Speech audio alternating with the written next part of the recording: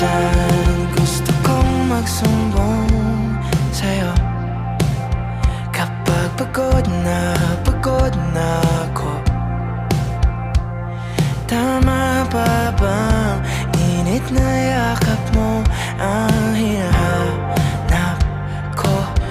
Minsan gusto ko tumawag sa'yo para lang marinig ko ang boses mo.